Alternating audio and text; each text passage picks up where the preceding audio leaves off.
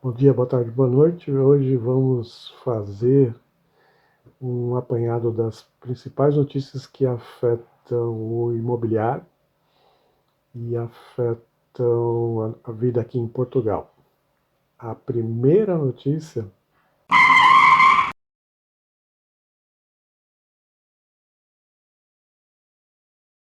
Bom dia, boa tarde, boa noite. Para você que não me conhece, meu nome é Márcio Fenelon.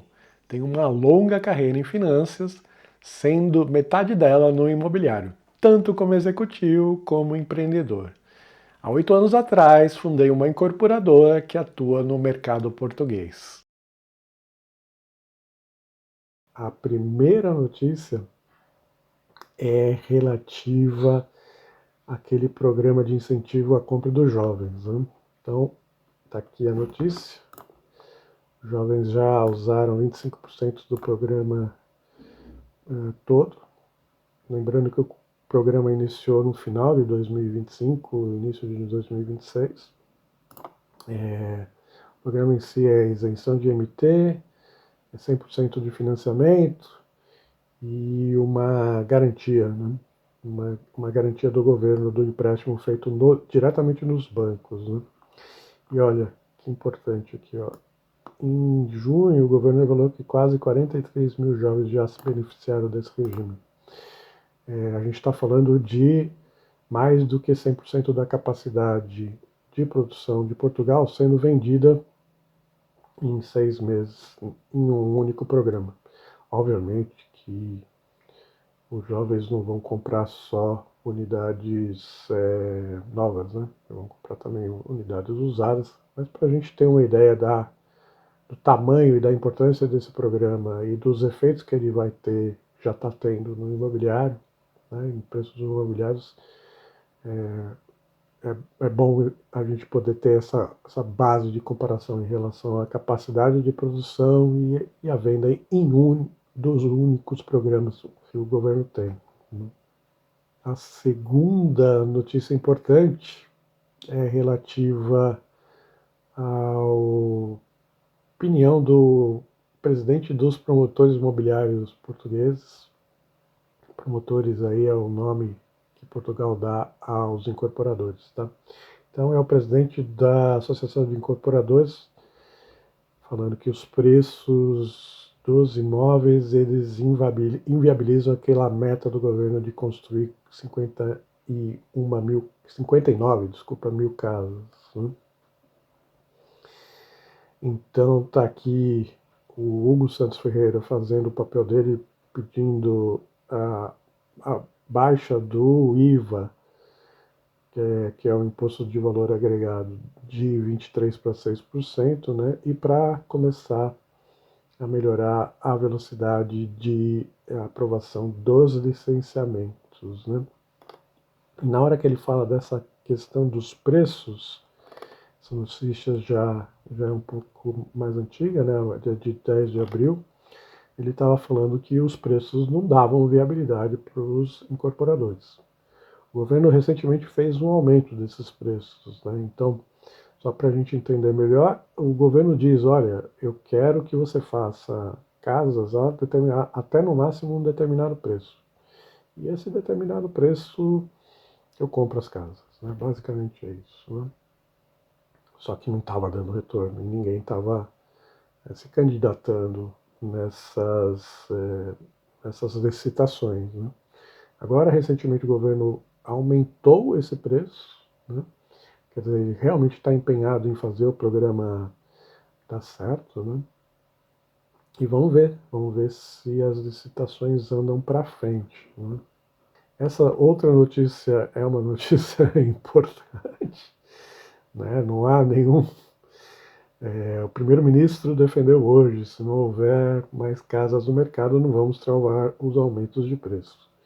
Aí é uma sinalização importante do ministro que ele não vai interferir pesado no mercado, né? O que está por trás dessa manchete, né? Que eventualmente o governo de Portugal poderia partir para um controle de preço das casas, né? É isso que está subsistindo atrás dessa notícia, né? E ele está falando que não.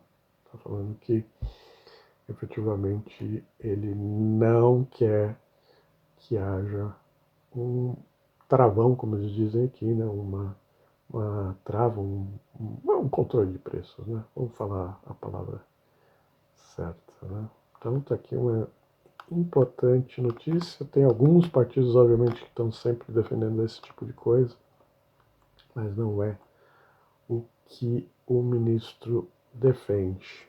Essa aqui é uma notícia muito interessante também, só para a gente entender da onde que eu falo que vai ser muito difícil o aumento da construção em Portugal, né?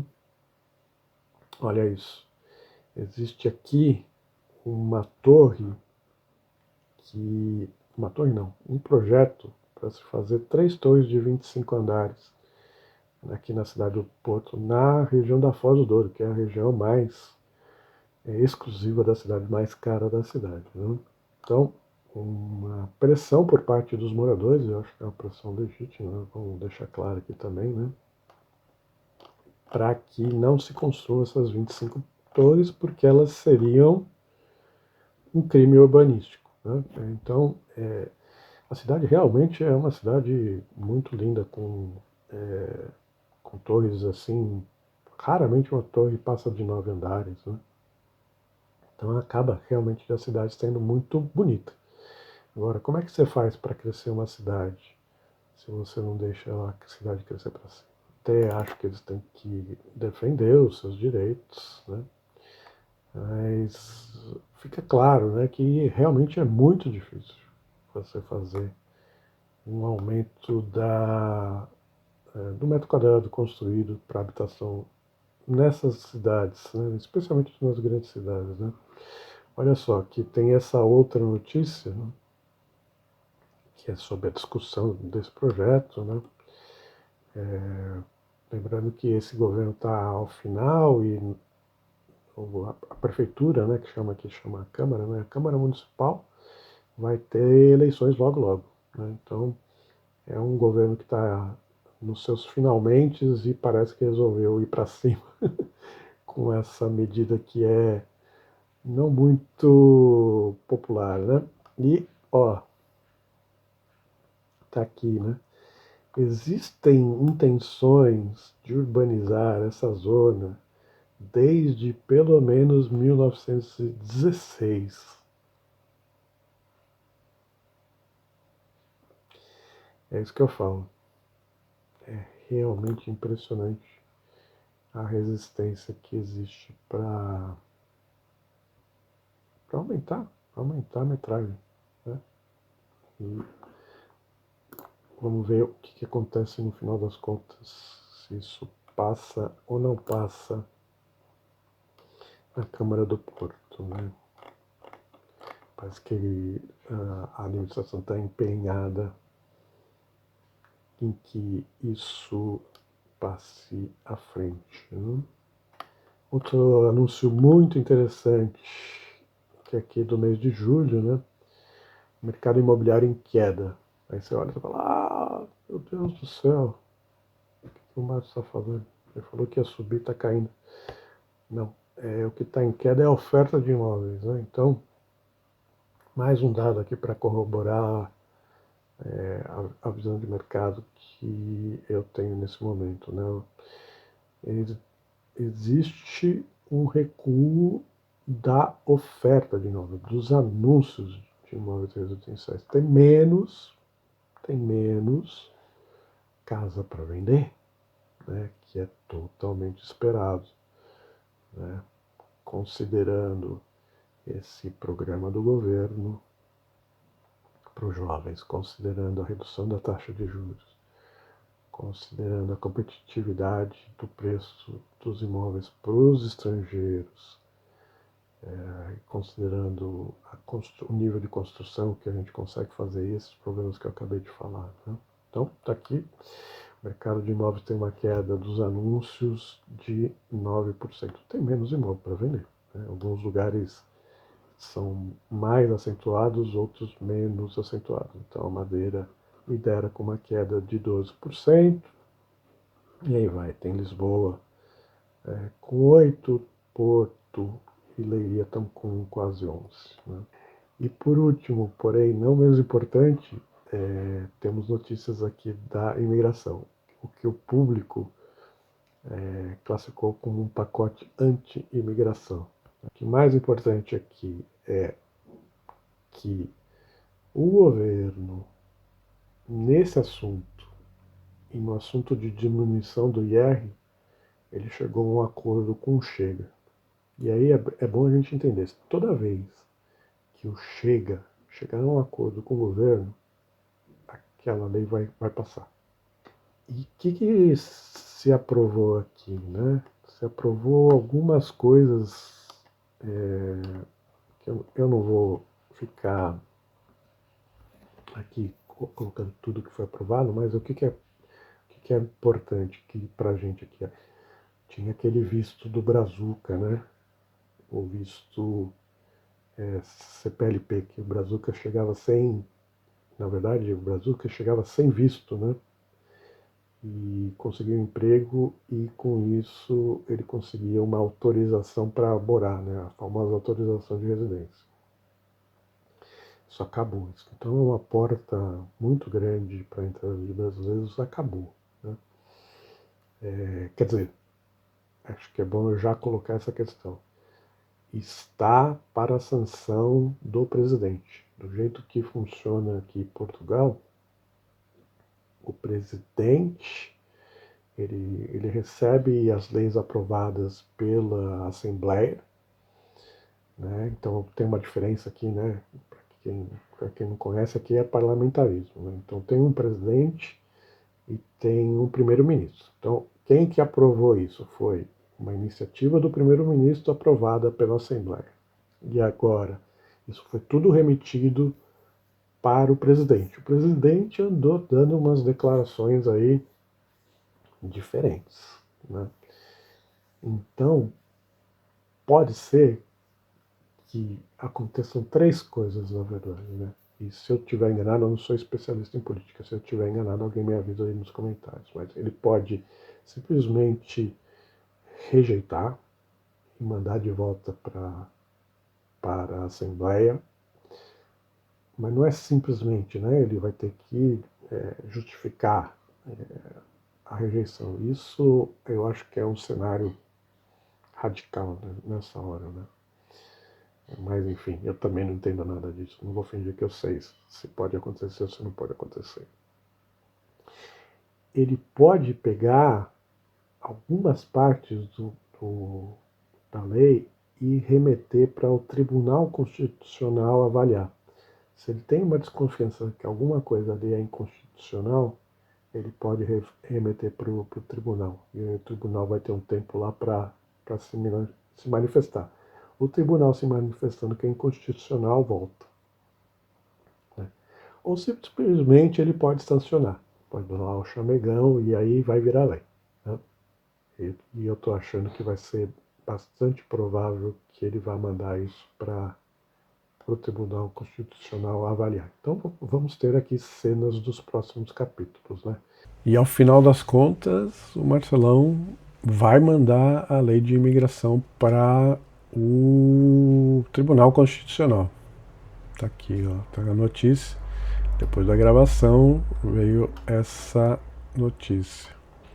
Então, o presidente levantou uma série de dúvidas sobre a mudança da lei. Ele acredita que carregou uma série de abusos, as palavras fortes aqui, como por exemplo criar categorias de imigrantes em relação ao reagrupamento familiar, quer dizer, ter tratamento diferente para diferentes tipos de imigrante, ele considera como um abuso. E aquilo que comentamos de impor um longo afastamento de filhos e cônjuges daqueles que optaram ao viver em território luso. E também ele questiona restrições para recorrer à justiça contra falhas da AIMA. O Marcelo vai dar 15 dias, já deu, né? 15 dias para o Tribunal Constitucional se posicionar. E ele está aqui questionando também a urgência, né? A urgência perigosa. Então, o fato de o pacote ter eles estão chamando de pacote anti-imigração, mas vamos chamar de lei, né? O fato da lei ter sido aprovada em 16 dias úteis, ele fala que não teve as efetivas consultas e audições, nomeadamente audições constitucionais, legais ou regimentais, obrigatórias ou não, ou quando solicitadas foram sem respeito pelos prazos legalmente fixados ou em prazos incompatíveis com a consulta. Normalmente essas leis elas têm audiências para constitucionalidade com tribunais, né? E foram pedidos pareceres, mas os pareceres foram pedidos na última hora, né? Sem tempo hábil para que isso fosse, os pareceres fossem dados. E não se ouviu ninguém, basicamente, né? Não se ouviu as associações, não se ouviu a famosa sociedade civil também não foi ouvida. Enfim, isso aqui é o parlamento trabalhando no balanceamento de poderes, né? Quando um poder considera que o outro poder fez um abuso, ele para isso, né? E aqui o Marcelo está usando... Tá aqui o Marcelo beijando a bandeira. O Marcelo está usando aqui a questão constitucional, né? Então, cenas dos próximos capítulos agora mudaram, né? Então, qual que é a cena do próximo capítulo mais provável? Uma declaração de inconstitucionalidade de parte ou todo da lei, o retorno disso para o parlamento e o parlamento tendo que mudar uma parte ou todo da lei para rever e eliminar essas questões que forem consideradas anticonstitucionais. Continuamos aí com cenas dos próximos capítulos, tá bom? Era isso que eu queria atualizar para o vídeo, apesar de eu ter gravado esse vídeo recentemente, já teve essa importante mudança da tramitação, né? Mas eu vou destacar duas coisas aqui que eu já falei, né? Você tem a questão dos brazucas, né, que agora não podem mais simplesmente entrar como turista, pegar emprego e conseguir uma autorização de residência. Isso aí acabou, pretensamente acabou, né? E a outra questão é do regrupamento familiar, né? Então, esse pega um pouco mais pesado para as famílias, né? Então, se você chega sozinho, deixa sua família lá, vem para cá para testar as águas, né? Isso é super comum, né? Em imigração, né?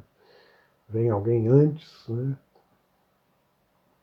Fala, consegue se estabelecer e traz a família. O que o governo está falando aqui é essencialmente que o governo não, né? A Assembleia e a legislação.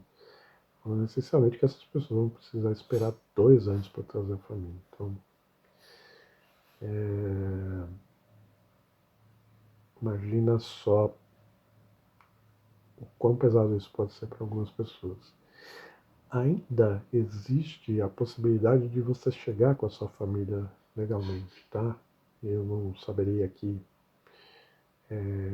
falar como isso acontece, não sou especialista em imigração, longe disso, né? Mas eu sei que existe. Eu sei que existe essa possibilidade. Mas enfim, a gente está falando então com impactos importantes para a gente aí, na verdade, a CPLP. Isso aí, a CPLP, eu acho que ela vai influenciar bastante mesmo na disponibilidade de mão de obra e quais são os setores que precisam de mão de obra aqui. Construção. Construção precisa de mão de obra. Eu fiz não, mas o prédio onde eu moro aqui fez uma reforma, o condomínio fez essa reforma e todos os funcionários eram estrangeiros. Todos. 100% dos funcionários, dos construtores, dos trabalhadores da obra eram estrangeiros. E isso está cada vez o mais comum. Então, o brasileiro que chegava aqui para trabalhar qualquer coisa, né? Trabalhar com Uber, trabalhar na construção, o pessoal que não tem como vir pelos outros caminhos, eles vão ser muito afetados. Quais os caminhos que continuam firmes aqui? Que são os caminhos anteriores que a gente tinha a 2017, né? Então, é o visto D7, por exemplo, que é que você, provando que você tem uma renda, determinada renda, que bom, não é tão alta assim, né? Você pode vir para o país e essa renda precisa ser uma renda ou de aposentadoria, ou de dividendos que você tenha de uma empresa, ou de aluguéis, mas ela precisa ser constante, né? Então, essa é uma forma que continua, né? Não mudou, né? E dentro dessa forma você pode ter uma forma lá de trazer a sua família junto. Tem um outro visto que, se eu não me engano, chama D2, que é um visto de empreendedores, que é abrir a sua empresa, traz um plano de negócios e pode vir, né? Eu acho que dentro desse visto do D2 foi feita uma modificação, e essa modificação ela abarca todos os nômades digitais, então as pessoas que têm um emprego em qualquer lugar do mundo e que trabalham online, também continuam podendo chegar no país, né? E tem também o famoso visto de trabalho qualificado. Então, em determinadas áreas, para pessoas com determinada formação, a pessoa vai poder entrar aqui para procurar trabalho. E por último, tem também os vistos que eles chamam de via verde, né? Que seria um visto rápido que vai ser obtido por empresas, por grandes empresas só. Então, as empresas, se não me engano, é 20 milhões de faturamento. Então, isso aí não vai estar acessível para qualquer empresa. E basicamente você toma a responsabilidade por trazer aquela pessoa, em termos de habitação, principalmente, né? Que é um grande problema, né? Então, em teoria, Portugal está substituindo a tal da manifestação de interesse, que era a porta aberta, o visto CPLP, que para o Brazucas é a porta aberta, por esse visto só para grandes empresas. Isso vai dar problema, né? Acho que não tem muito o que falar. O país ele tem uma taxa de crescimento de natalidade relativamente baixa, ele tem uma fuga de cérebros que é reconhecida, né? E tem problemas para a obtenção de mão de obra, para estar em pleno emprego. Aqui, ó. Mercado de trabalho continua a operar no pleno emprego. Sei. Na medida que, mesmo trazendo, a gente viu os números lá, 250, 290 mil pessoas por ano, ainda está com pleno emprego, vai dar problema, né? Então eu estava falando, vai dar problema na construção. Olha aqui, ó, o emprego na construção subiu 4,4% no trimestre. Então vai dar problema na construção, vai dar problema no turismo e no comércio, na agricultura. Esses são os lugares que vai dar problema, com certeza, né? Então, ver. Agora é ver o que isso significará. Eu estou imaginando que aquela questão do aumento da oferta de construção de imóveis, ela é muito improvável por tudo isso que eu falei, né? Por outro lado, o que eu vejo muito claramente, Portugal ainda sendo muito atrativo para as pessoas com maior poder aquisitivo, né? Então todos esses vistos vão continuar fortes, né? São vistos com pessoas com melhor poder aquisitivo. Então, investir em grandes cidades, em projetos com um bom padrão construtivo é meio que um no-brainer hoje, né? E a gente vê esse negócio pela questão da redução aí do número de oferta de imóveis disponíveis para compra, né? Então, acho que o cenário, eu espero que tenha ficado claro, acho que aqui a gente está falando de coisas importantes que têm bastante impacto para o país, né? Para o imobiliário, para o país e para a vida das pessoas, né? Era isso que eu queria falar hoje. Muito obrigado. Se você gostou desse vídeo, esse simples vídeo aqui, sem muita, sem muita preparação no audiovisual, mas com bastante preparação no conteúdo, deixa seu joinha. E se tem um amigo investindo ou pensando em ir para Portugal, manda esse vídeo para ele, que eu acho que ele vai se interessar. Eu agradeço pela audiência, agradeço por ter ficado até o final, né? Um vídeo longo dessa vez. E espero te ver na próxima, tá bom? Então, um grande abraço de Portugal. Tchau!